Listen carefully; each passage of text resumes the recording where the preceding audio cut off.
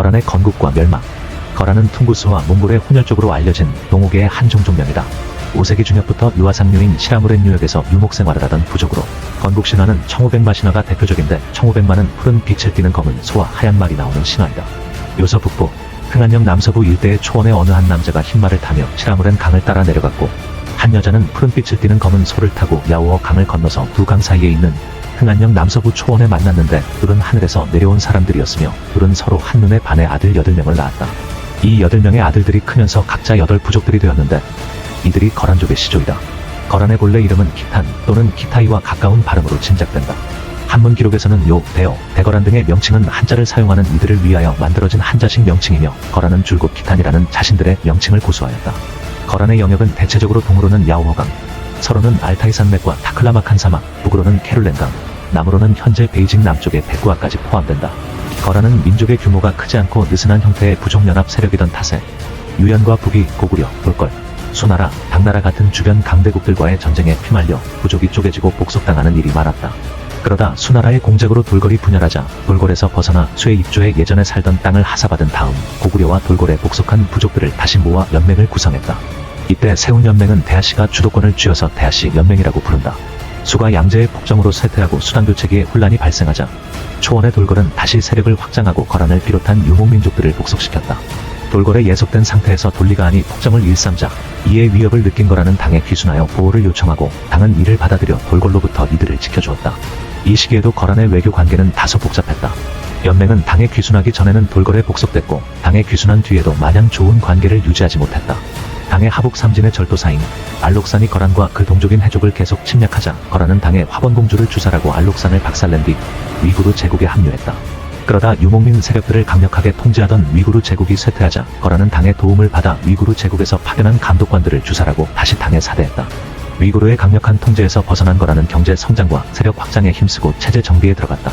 돌걸과 위구르 제국은 멸망하고 위구르를 무너뜨린 키르기즈는 예니세이로 돌아갔으며, 당과 발해는 쇠퇴해 초원 지역에서 거란을 막을 만한 세력이 없었던 덕분에 거란은 날로 강성해졌다. 거란 연맹은 돌걸과 위구르, 당의 문물을 받아들여 정부의 기초를 세우고 연맹 수장의 권한을 강화했으며, 경제적으로는 농업과 직조업, 수공업을 장려하고 곳곳에 마을과 유목도성을 세웠다. 이러한 군력 강화가 이뤄진 뒤 5대 19개 혼란기의 연맹의 수장 자리에 오른 야유라보기는 상비군을 강화하고 자신의 직할령으로 한성을 설치해 군사, 경제적 기반을 다졌다. 여기서 5대 19기란 당세태 후 화북을 통치한 5대 왕조와 기타 지역을 통치한 19기 흥망을 거듭한 시대를 말한다. 거칠 것이 없어진 야유라보기는 여러 부족을 통합한 뒤 916년 나라를 건국하였다. 이름을 요라하고 스스로 황제라 칭했다. 옥좌에 앉은 그는 정복 전쟁을 개시해 경쟁 민족인 해족을 정벌하는 한편, 막북의 조복 서방의 위구르까지 원정하여 이들 모두를 복속시켰다. 발해의 경우 원래 요 왕조와 발해와의 관계는 우호적이었지만 발해 선왕대를 기점으로 그 관계가 크게 나빠지기 시작했다. 이로 인해 요 태조 야유라보기가 발해는 대대로 원수였다는 말을 대놓고 할 정도였으며, 태조는 하북과 몽골로 진출하면서도 발해와는 치열하게 싸웠다. 926년 요태조는 상경 용천부를 함락, 발해를 멸망시키고 동난국을 세웠다. 그렇게 220년 동안 이어진 발해가 사라짐으로 우리나라는 만주 지역을 잃게 되었다. 한편 발해를 정복하고 돌아오던 태조가 급사하자 요 왕조는 정치 노선과 황위 계승 문제, 황권 도전 세력에 대한 진압 문제를 놓고 태자 야율대와 황자 야율덕광 사이에 계승 분쟁이 터졌다. 중앙집권화와 황권 강화에 반발하는 보수 세력을 진압하기 위해서는 한인 관료들과 친하고 학문이 뛰어난 야율배보다는 군무에 관심이 많고 강인한 성품을 지닌 야율덕광이 황제에 더 어울린다고 판단한 순우망우는 당시 동난왕으로 발해 지역을 통치하던 야율배 대신에 야율덕광을 옹립했다. 이때 태종 야율덕광의 즉위였다. 그리고 황권에 반발할 가능성이 큰 보수 세력 야율덕광의 계승과 자신의 권력 장악에 저항하는 선왕의 측 등 야율배 지지 세력들을 숙청하고 강력한 권력을 구축하는 데 성공한다. 그러나 이 과정에서 많은 관료와 지휘관들이 주살당하고 야율배의 견제를 위해 동난국의 지위와 권한을 약화시킨 것이 독이 되어 점차 발해 고토에 대한 영향력이 줄어들고 발해인들의 끈질긴 저항에 시달렸다.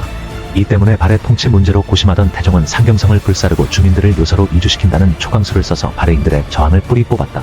그러나 그 대가로 태종은 발해 고토에 대한 지배력을 거의 다 포기해야 했다. 요는 성종대가 되어서야 요동의 발해 고토를 일부 장악하고 동만주와 북만주, 함경도 일대 여진족을 복속시키는 데 성공한다. 골육상쟁을 벌이긴 했지만 요태종은 황권을 강화하고 중앙집권화를 추진했으며 관제를 정비해 남북면 관제를 실시하고 지방행정 제도를 정비했다.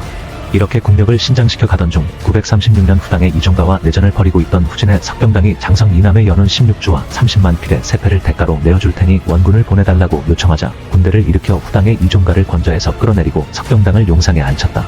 석경당에게 받은 연운 16주의 경제력과 세패를 이용해 국가를 발전시키던 요태종은 석경당의 뒤를 이은 석중기가 세패를 거부하고 적대적으로 돌변하자 진노하여 친정을 감행해 후진을 멸망시키고 개봉에 입성하여 중국 전체를 통치하려 했다. 그러나 군사들의 약탈, 강간, 살인을 용인하는 잘못된 점령지 정책 때문에 한인들이 저항하고 후진의 절도사들이 반격을 가해와 태종은 어쩔 수 없이 연운 16주로 퇴각했고 이후 그나마 유지하던 연운 16주 이남의 일부 영토들도 얼마 못 가서 상실했다. 이를 통해 요태종이 개봉에서 돌아오면서 중국의 정치와 문화 전반을 파악하고 한인에 대한 통치법을 어느 정도 이해하게 되었다고 추측할 수 있다. 그리고 요는 이때의 실패를 교훈 삼아 정주민들에 대한 통치 방식을 개선하고 중앙집권화된 제국으로 성장하기 위해 부단히 노력했다. 그러나 체제를 정비하기도 전에 태종이 급사하여 요의 정계는 긴장 상태에 빠졌다. 비극으로 점철된 삶을 살았던 동난왕 야율배는 오래도록 거란 귀족들의 동정을 받았고 정계에서는 동난왕 지지 세력과 반대파들을 무자비하게 숙청한 순우망후에 대한 불만이 상당했다.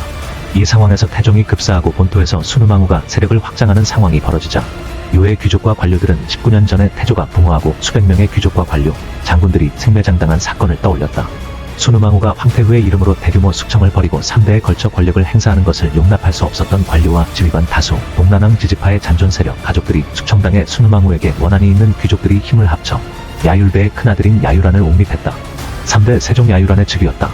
이 소식을 들은 순우망후는 막내 아들인 야유리호와 함께 거병에 맞섰다. 그러나 이호는 형들과 달리 역량이 떨어지고 잔인무도에 인망이 없었던 데다가 순우망후 역시 군부와 귀족의 지지를 받지 못해서 내전에서 패배하고 야유라 보기에 능묘에 유패당하는 신세가 된다.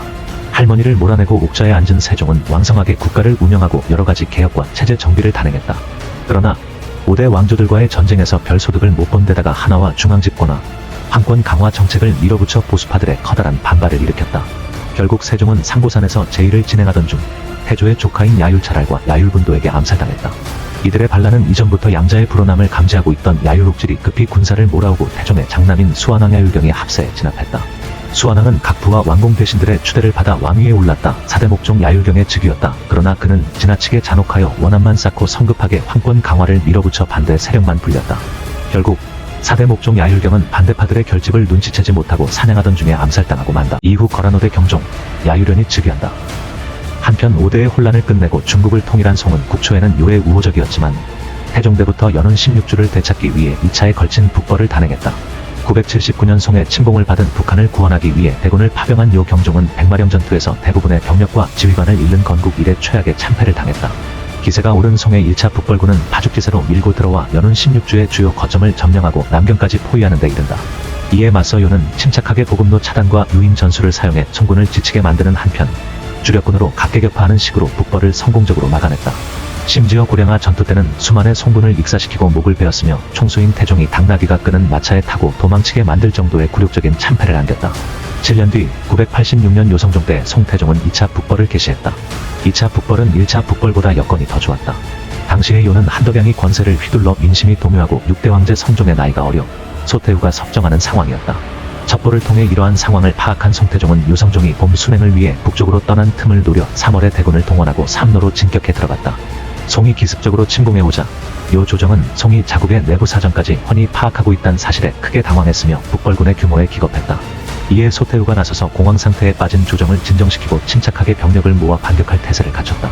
1차 북벌과 마찬가지로 초반에 승승장구하던 송군은 연운 16주의 핵심인 남경을 무너뜨리지 못하고 요군의 지연전과 보급로 차단, 각계격파 전술에 휘말리는 바람에 참패하고 말았다. 성공에 고무된 성종은 1004년에 친정을 결심하고 소태후와 함께 20만의 대군을 이끌고 남하했다. 성종이 이끄는 요군은 하북의 여러 성들을 함락하고 개봉이 보이는 전주까지 진격했으나 원수 소달람이 전사하고 송진종 또한 친정을 나와 송군의 사기가 오르는 바람에 도리어 위기에 빠졌다. 전세가 반전된 것을 느낀 요성종은 안전한 퇴각과 원정의 성과를 확보하기 위해 진종과 전연의 맹을 맺고 물러났다. 요성종은 전연의 맹을 맺음으로써 중국 정복의 꿈은 완전히 버렸지만 송이 보내주는 막대한 세패를 국가 발전에 투자하고 영토를 확장해서 동으로는 요동, 북으로는 바이칼호, 서로는 천산 위구르에 이르는 광대한 영토를 차지했다. 이 시기에 요는 경제와 무역이 크게 성장해서 번영을 누렸다. 하지만 요성종은 욕심이 넘쳐 고려까지 넘보았다. 고려와의 1차 전쟁은 소선령이 80만 대군으로 침공 후 실패하자 화친을 제외하여 서희가 단판하였고 2차 전쟁 때는 요성종이 직접 40만 대군으로 침공하여 친조 약속을 받고 철군하였으며 3차 전쟁 때는 소배합이 10만 대군으로 침공하여 커다란 손실을 입고 퇴각하였다. 고려를 끝내 꺾지 못한 거라는 이후 고려에 대한 정책은 물론이고 동아시아에 대한 정책을 전면 수정하여 무리한 팽창보다는 힘의 균형을 맞춰 평화를 선택하는 방향으로 대외 정책을 전환하였다. 그 결과 동아시아는 100년이 넘는 평화가 지속되었다. 최고의 전성기를 누렸던 요성종 이후의 거란은 7대 흥종대의 경제적으로는 번영하지만 사회적 모순과 행정제도의 문제점이 연달아 발생함과 동시에 소수 민족들의 반란이 일어나 조금씩 쇠퇴하기 시작했다. 그리고 8대 도종대에는 권신 야유를 신이 전행을 일삼고 각지에서 반란까지 터지기 시작하자 요는 통치력을 급격히 잃게 되었고 9대 천조제대에는 송과 여진족이 세운 금의 협공을 받고 1125년 멸망했다. 한편 요의 지배를 받던 초원의 몽골 부족들은 요가 멸망한 뒤부터 이합집산을 반복하면서 투쟁을 벌였다. 100여 년이 지난 뒤 몽골은 칭기즈 칸이 부족을 통합해 몽골 제국을 세우고 서유를 멸망시켰다. 이후 일부 유민들은 이란까지 도주해 다시 나라를 이어갔다. 이란, 즉 페르시아 남동부 케르만주에 세웠던 거란인의 국가는 케르만 왕조라고 부르며 후서유라고도 표기하고 이들은 나중에 몽골 제국에 흡수되었다. 몽골에 흡수된 거란 유민들은 몽골 제국의 관료나 전이 부대로 종사했다. 그렇게 몽골 제국의 지배를 받으면서 거란인들은 민족 정체성을 잃고 점차 몽골인이나 한인에 동화되어 사라졌다. 한때 동아시아 최강국이었던 거란은 지금은 그 흔적조차 찾을 수 없다.